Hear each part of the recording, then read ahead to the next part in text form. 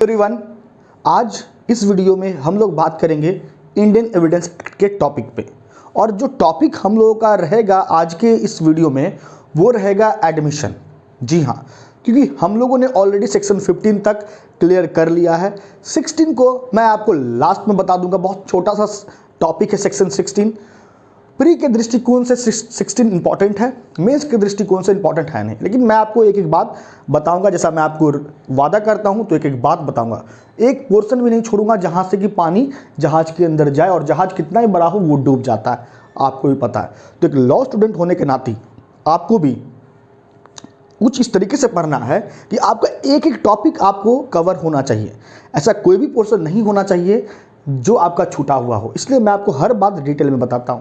तो सेक्शन 16 भी at the last में आपको बताऊंगा, लेकिन जो बात हम लोग करेंगे जिस टॉपिक पे आज की वीडियो पे, दैट इज एडमिशन, वो बहुत इंपॉर्टेंट है। अक्सर ये समझ नहीं आता है कि एडमिशन हम किस स्टेटमेंट को मानेंगे, कैसे कंसिडर करेंगे, कौन सा स्टेटमेंट एडमिशन होता है, और एडमिशन और कन्फेशन के बीच में क्या डिफरेंस है, ये भी मैं आपको बताऊंगा इस एडमिशन के सीरीज में। इसको कुछ पार्ट में हम लोग इस वीडियो को बनाएंगे एडमिशन से जुड़े हुए, जो काफ़ी रिलेवेंट और इम्पॉर्टेंट हैं। एक एक बात, एक एक पहलू मैं आपको समझाऊंगा। चैनल पे अगर नए होगे, वीडियो पसंद आएगा, चैनल को सब्सक्राइब करना, बेल आइकन को हिट कर देना। सबसे महत्वपूर्ण, अनअकैडमी पे अभी तक फॉलो नहीं किए हो तो अनअकैडमी पे फॉलो कर लो। मेरा अनअकैडमी का प्रोफाइल लिंक आपको इस वीडियो के डिस्क्रिप्शन बॉक्स में सबसे ऊपर में दिखेगा। आपको उस पर क्लिक करना है, आपको कोड अप्लाई करना है। कोड क्या है? कोड है लॉ इज लाइफ। आपको मेरे स्पेशल क्लास का फ्री एक्सेस मिल जाएगा। और अनअकैडमी पे सबसे महत्वपूर्ण क्या है कि 3 स्पेशल क्लासेस हो रही हैं हमारे, 3 स्पेशल क्लासेस, जिसमें जो कल दैट इज संडे, जी हाँ कल संडे है, और कल इंडियन कॉन्ट्रैक्ट एक्ट 1872 का मैराथन क्लास है। बहुत इंपॉर्टेंट है इंडियन कॉन्ट्रैक्ट एक्ट का मैराथन क्लास, जिसमें मैं आपको contract first that is section 1 से लेकर 75 तक आपको कवर करवाऊंगा। तो इस महामैराथन सीरीज को कॉन्ट्रैक्ट का छोड़ना मत, फटाक से फॉलो कर लो मुझे अनअकैडमी पे, लिंक वीडियो के डिस्क्रिप्शन में सबसे ऊपर में है। कोड अप्लाई करना मत भूलना, that is law is life without any space. तो चलो विदाउट एनी डिले शुरू करते हैं हम लोग आज के सेशन को। सबसे महत्वपूर्ण है हमको फॉर्मूला को पकड़ना। एडमिशन, आप लोगों को पता है कि एडमिशन को डिफाइन किया गया है सेक्शन 17 में, करेक्ट। अब देखो सबसे महत्वपूर्ण, अगर इसके डेफिनेशन को देखोगे तो कहता है कि एडमिशन जो है ना एक प्रकार का स्टेटमेंट है जो या तो ऑरली दैट इज मौखिक तौर पे दिया जा सकता है, या फिर वो किसी डॉक्यूमेंट में या इलेक्ट्रॉनिक रिकॉर्ड में भी कंटेंट हो सकता है वो स्टेटमेंट। लेकिन वो स्टेटमेंट जो मौखिक तौर पे किसी डॉक्यूमेंट इलेक्ट्रॉनिक रिकॉर्ड में दस्तावेज है, दर्ज है, क्या वो स्टेटमेंट एडमिशन होगा? अगर होगा तो क्या इसके लिए कंडीशन है? कहता है कि वो स्टेटमेंट सजेस्ट करना चाहिए, कोई इन्फरेंस सजेस्ट जरूर करना चाहिए वो स्टेटमेंट, और उस इन्फरेंस का संबंध किसी फैक्टिंग इशू से या रिलेवेंट फैक्ट से होना चाहिए। एक स्टेटमेंट जो ओरली दिया गया या डॉक्यूमेंट में दर्ज कराया गया या इलेक्ट्रॉनिक रिकॉर्ड में दर्ज है, और वो कुछ इन्फरेंस सजेस्ट कर रहा है फैक्टिंग इशू और रिलेवेंट फैक्ट को लेके।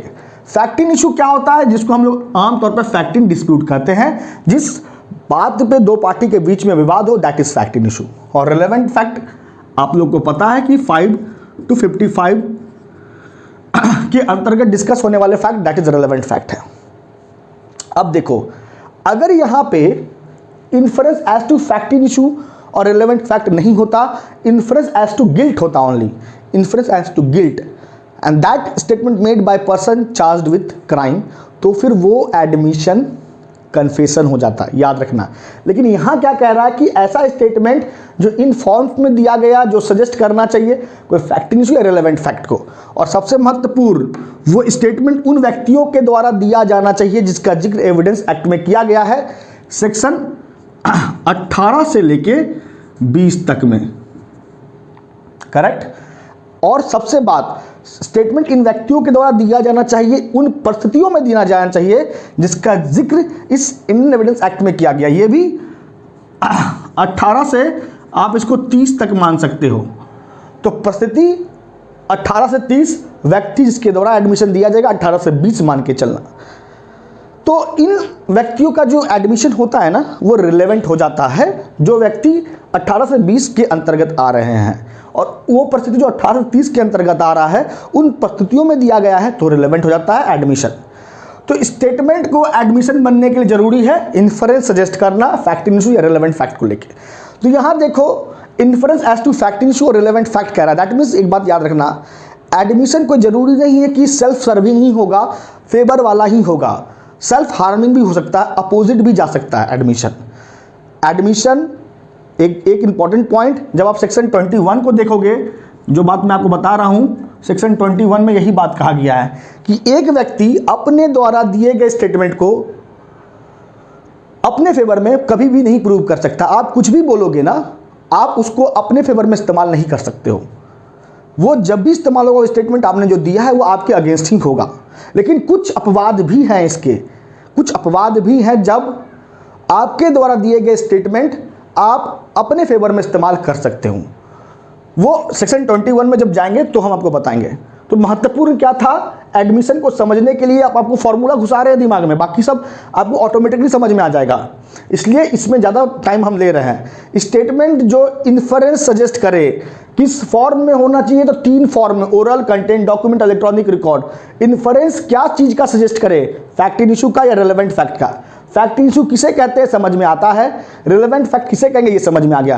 किसके द्वारा दिया जाना चाहिए, उन व्यक्तियों के द्वारा जिसका जिक्र 18 से 20 में किया गया। और आगे हम देखेंगे कि इन कौन कौन कैटेगरी इसमें इंक्लूड होगा, और उसके बाद किन परिस्थितियों में दिया जाना चाहिए। तो 18 से 30 तक के परिस्थितियों में अगर दिया गया है, that statement tend amount to admission. अब देखो हम कुछ इलस्ट्रेशन देते हैं, उससे आपको और क्लियर होगा। एल फॉर लोन केस, देखो ए के खिलाफ सूट दर्ज हुआ, ए के खिलाफ सूट दर्ज हुआ है कि उसने बी से लोन लिया और बी के लोन को अभी तक पे नहीं किया है।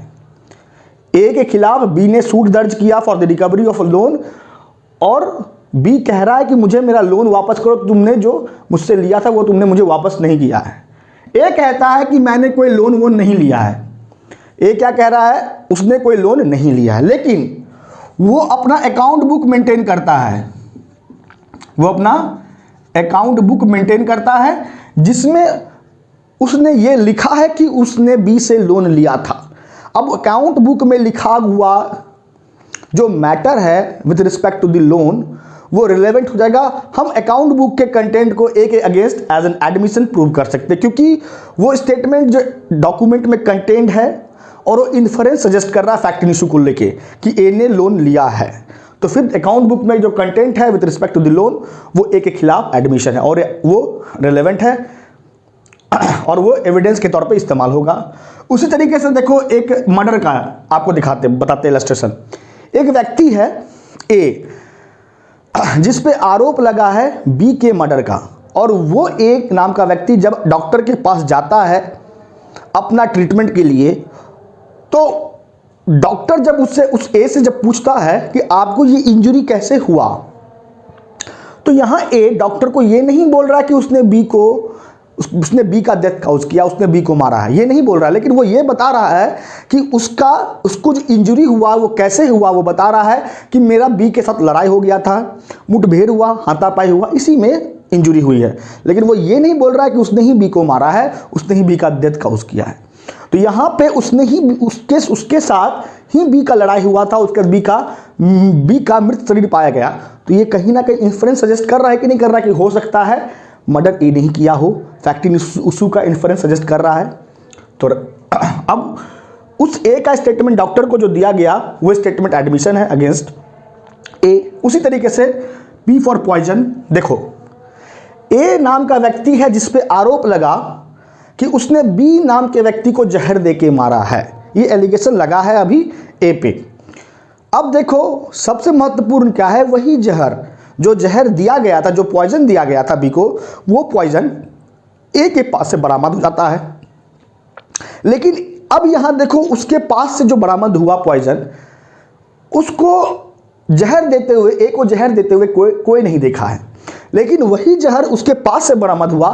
तो वो इन्फरेंस सजेस्ट कर रहा है कि नहीं कर रहा फैक्ट इशू को लेके कि जहर हो सकता है ए ने ही बी को दिया है, क्योंकि वही जहर उसके पास से पाया जाना और वही जहर बी के शरीर में पाया जाना दोनों सेम है, तो प्रोबेबिलिटी है कि जो ए है उसने ही जहर दिया है। दैट्स वाई यहाँ पे उसके पास जो जहर मिला वो एक एडमिशन हो जाएगा अगेंस्ट ए। जुडिशियल एस्पायरेंट जज नहीं होता है, लेकिन हर जज कभी ना कभी जुडिशियल एस्पायरेंट जरूर होता है। जुडिशियल एस्पायरेंट से जज बनने के सफ़र में आपको बहुत सारी कन्फ्यूजन होती है, जैसे तैयारी कहाँ से करें, तैयारी कैसे करें, कैसे बातों को याद रखें, क्या स्केड्यूल होना चाहिए, क्या रूटीन होना चाहिए मेरा। तो हर एक पॉइंट पे अनअकैडमी आपके लिए वन वे सॉल्यूशन लेके आया है। अनअकैडमी पे लाइव क्लासेस होती है। इंडिया के बेस्ट एडुकेटर आपको एक ही प्लेटफॉर्म पे दिखते हैं। क्विज, मॉक टेस्ट, एक स्ट्रक्चर्ड पीडीएफ में notes, each and everything available for you for your preparation on Unacademy. Mock test जो अनअकैडमी पे होता है कोर्स सब्जेक्ट पे होता है, प्लस माइनर लॉ पे होता है, जो काफ़ी हेल्पफुल होता है आपके प्रीलिम्स के एग्जाम के लिए। आप अगर अनअकैडमी के मॉक टेस्ट को फ्रीली एक्सेस करना चाहते हो तो आप इस वीडियो के डिस्क्रिप्शन में जाओ, वहाँ पे आपको मेरा प्रोफाइल लिंक दिखेगा, आप उस लिंक पे क्लिक करना। अब उसके बाद कोड मांगेगा आपसे, कोड अप्लाई करना, law is life without any space, आपको फ्री एक्सेस मिल जाएगा मॉक टेस्ट का। आप फ्रीली रिकॉर्डेड और लाइव दोनों में पार्टिसिपेट कर सकते हो। स्पेशल क्लासेस जो फ्री होते ही अनअकैडमी पे हर दिन, ये कोर्स सब्जेक्ट पे होती है। आपको स्क्रीन पे दिख रहा है कोर्स सब्जेक्ट मीन्स टू से contract act, CPC, jurisprudence, criminal law. Even कि मेरे द्वारा लगातार मैराथन क्लास हो रहा है, लगातार मैराथन क्लास हो रहा है, जहाँ पे आप कम समय में अपने कोर्स सब्जेक्ट के पूरे सिलेबस को कवर कर सकते हो। बस आपको लिंक पे क्लिक करके कोड अप्लाई करना है, लॉ इज लाइफ, और लिंक वहाँ मिलेगा वीडियो के डिस्क्रिप्शन बॉक्स में। अनअकैडमी पे बैचेस बनी हुई है आपके कंप्लीट प्रिपरेशन के लिए। आप किसी बैच के लिए इनरोल्ड कर सकते हो। आप अगर एक बैच के लिए भी इनरोल्ड करते हो तो आपको पूरे बैच का फ्री एक्सेस मिलता है। इवन कि जितना भी कोर्स अवेलेबल है अनअकैडमी पे वो सारा का सारा आपको फ्रीली अवेलेबल हो जाता है आपके प्लस सब्सक्रिप्शन पे।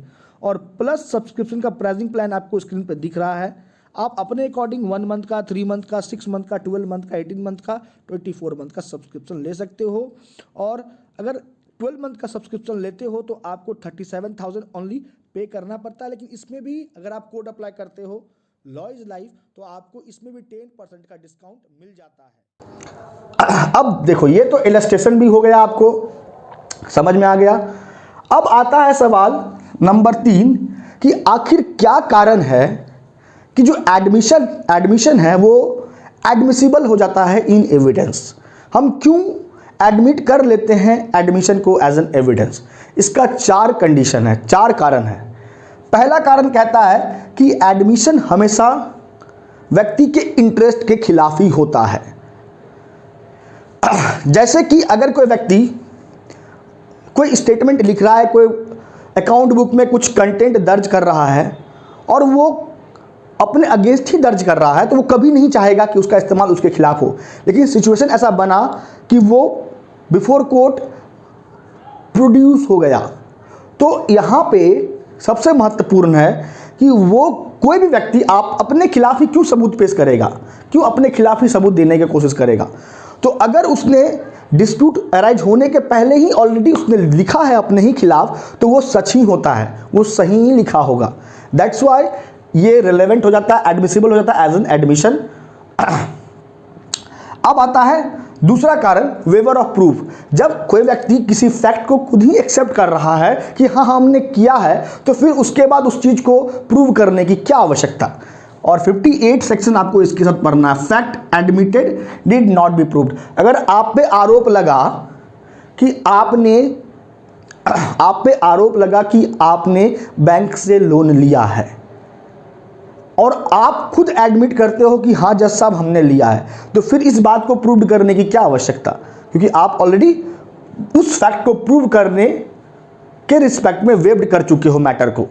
अब उसको आपके खिलाफ प्रूव करने की कोई ज़रूरत ही नहीं है, क्योंकि फैक्ट ऑलरेडी एडमिटेड है बाय यू। और 58 इसमें जनरल प्रोविजन आपको बताता है इसके समक्ष। अब देखो, तीसरा कारण कहता है एविडेंस ऑफ कॉन्ट्राडिक्टरी स्टेटमेंट। एक ही फैक्ट पे दो कॉन्ट्राडिक्टरी स्टेटमेंट का आना, इस कारण से भी एडमिशन रेलेवेंट हो जाता है एज एन एविडेंस।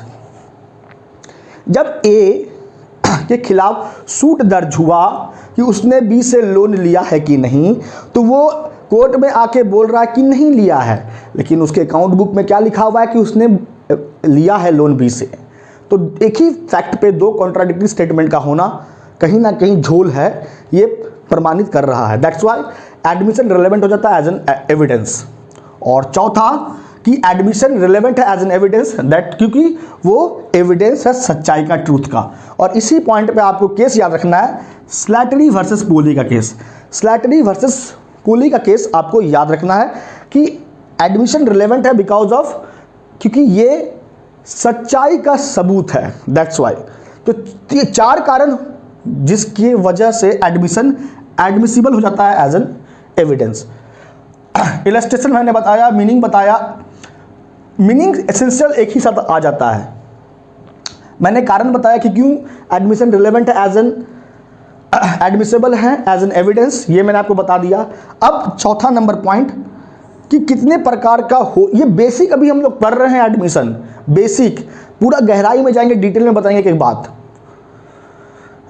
काइंड्स पे बात करें तो इसके कुल दो प्रकार होते हैं। कन्फेशन 3 टाइप का होता है, लेकिन एडमिशन 2 ही प्रकार का होता है। वो आगे हम लोग जब कन्फेशन में जाएंगे तो कन्फेशन का जिक्र करेंगे, लेकिन यहाँ देखो तो एडमिशन 2 प्रकार का, एक जुडिशियल या फिर उसको हम लोग फॉर्मल कहते हैं एडमिशन, और दूसरा होता है इनफॉर्मल या कैजुअल। ये 2 प्रकार का होता है एडमिशन। बात अगर करें जुडिशियल या फॉर्मल का, तो देखो इसके रिस्पेक्ट में आपको ये 3 केस पढ़ना है। पहले जुडिशियल माफ कीजिए एडमिशन क्या होता है। तो जुडिशियल एडमिशन का मतलब हो गया कि कोई भी स्टेटमेंट, कोई भी एडमिशन जुडिशियल प्रोसीडिंग में दिया गया हो और उसको कोर्ट ने दर्ज कर लिया हो, उसका कोर्ट ने रिकॉर्ड बना लिया, तो वो जुडिशियल एडमिशन हो गया।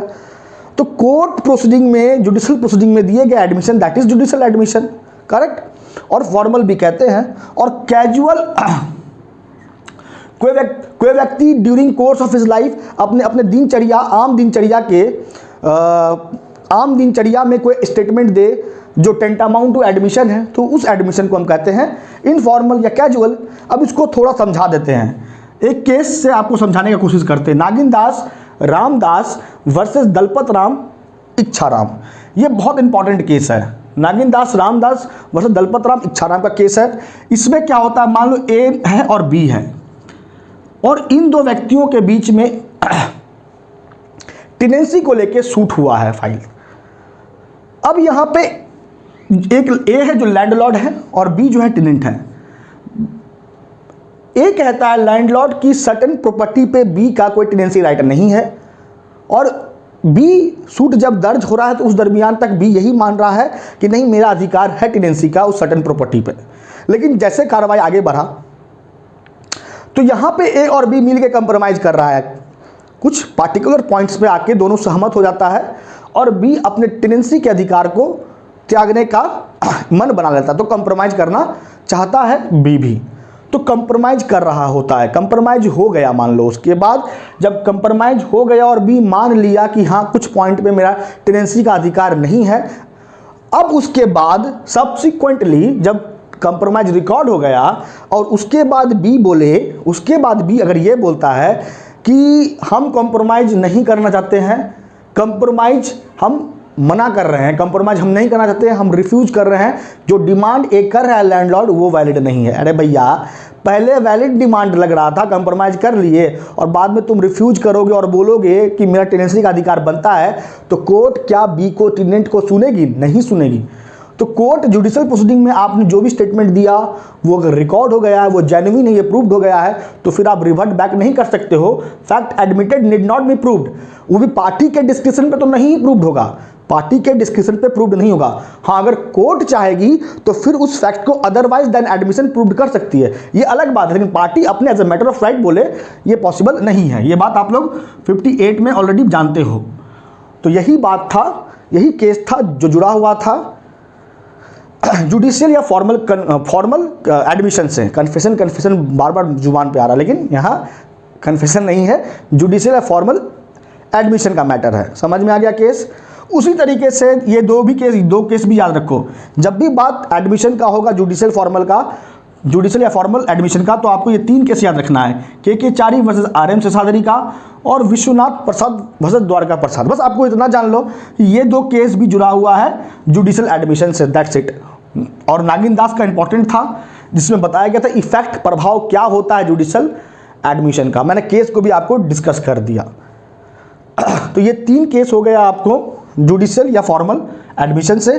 और दूसरा होता है इनफॉर्मल या कैजुअल, जो आम दिनचर्या में कोई भी स्टेटमेंट दे दिया गया, कोई भी एडमिशन दे दिया गया, जो स्टेटमेंट टेंटामाउंट टू एडमिशन है, उसे हम लोग कहते हैं इनफॉर्मल। अब देखो, इससे जुड़ा हुआ कि इंपॉर्टेंट केस है रंपिंग वर्सेस डीपीपी का। क्या है? रंपिंग वर्सेस डीपीपी। रंपिंग वर्सेस डीपीपी के केस में क्या हुआ? इस केस में एक आदमी है ए। अब ये एक मान लो एक जहाज का कैप्टन है। कौन है ये? नहीं, चलो जहाज का ये कैप्टन ठीक है, हमको तो आपको फैक्ट समझाना है। ये जहाज का कैप्टन है। इसने एक लेटर लिखा अपनी वाइफ को। किसको लिखा? अपनी वाइफ को इसने एक लेटर लिख दिया। और इस लेटर में ये कह रहा है कि जिस व्यक्ति का मर्डर जहाज में हुआ है, उसका मर्डर तो हम नहीं किए, उसका खून तो हम नहीं किए हैं, लेकिन कहीं ना कहीं मुझसे भी बहुत बड़ा गलती हो गया है। अब भैया गलती क्या हो गया ये नहीं बता रहा है, ये नहीं बोल रहा है लेटर में कि उसने ही व्यक्ति का खून किया है, लेकिन वो ये जरूर कह रहा है कि उससे भी बहुत बड़ी गलती हुई है उस व्यक्ति के मौत के संबंध में। और वही बात उस लेटर में लिख के वो अपनी वाइफ के नाम से सेंड कर रहा है। तो जो ए नाम का व्यक्ति है कैप्टन, वो बोला क्या अब कि लेटर को तो पोस्ट भी करना पड़ेगा ना। तो यहाँ पे ए क्या करता है, यहाँ पे ए इस लेटर को दे देता है उसी नाम पे किसी और जो कर्मचारी है, कोई और कर्मचारी है जो सी मैन है, मान के चलो एक और कर्मचारी है बी, वो बी को दे दिया वो लेटर जिसमें ये लिखा हुआ था। और बी को बोला गया कि तुम इसको पोस्ट कर दो ताकि मेरी वाइफ तक ये लेटर पहुँच जाए। और बी तेज, बी खोल के देख लिया लेटर में क्या लिखा हुआ है। जैसे भी देखा कि ये बात लिखा हुआ है, वो तुरंत पुलिस को दे दिया लेटर। वो किसको दे दिया? वो पुलिस को दे दिया। पुलिस को दे दिया तो पुलिस आई, अरेस्ट कर ली ए को। अब लेटर में लिखा गया बात क्या है ए के खिलाफ? एडमिशन की कन्फेशन। एडमिशन कन्फेशन कब होता? जब वो कबूल कर लेता कि उसने ही मर्डर किया। लेकिन उसने ये नहीं लिखा, उसने ये लिखा है कि मर्डर जो हुआ है उसमें भी उसका कहीं ना कहीं इन्वॉल्वमेंट है, उससे भी गलती हुई है। दैट्स वाई ये एडमिशन हो गया, लेटर में लिखा हुआ बात। तो ये जो एडमिशन था ये during the course of life था, कैजुअली मेड। दैट्स वाई इसको हम लोग इनफॉर्मल या कैजुअल एडमिशन कहते हैं। और ये केस जो था रंपिंग वर्सेस डीडीपी का, मैंने आपको बताया। अभी बहुत कुछ है एडमिशन में, एडमिशन को लेकर अभी बहुत कुछ है, डिटेल में पढ़ना है। वीडियो को लंबा नहीं करना चाहते, पार्ट वाइज बनाना चाहते हैं, इसलिए इसको हम पार्ट फर्स्ट में कर रहे हैं सेगमेंट को। नेक्स्ट पार्ट में आपका एडमिशन किस व्यक्ति का रिलेवेंट होता है, सेक्शन 18, 19, 20, 21, 22, 22A, 23 ये कंप्लीट हो जाएगा। Each and everything I will taught you, कुछ भी नहीं छोड़ेंगे। तो एट दी एंड बस इतना ही बोलेंगे, अगर बात समझ में आई है, मज़ा आया है, तोड़ के बात समझ में आ गई तो वीडियो को लाइक करना, शेयर करना, सब्सक्राइब जरूर कर लेना चैनल को, और अपने स्टडी ग्रुप में शेयर जरूर कर देना। Thank you so much video में बने रहने के लिए, बहुत बहुत धन्यवाद।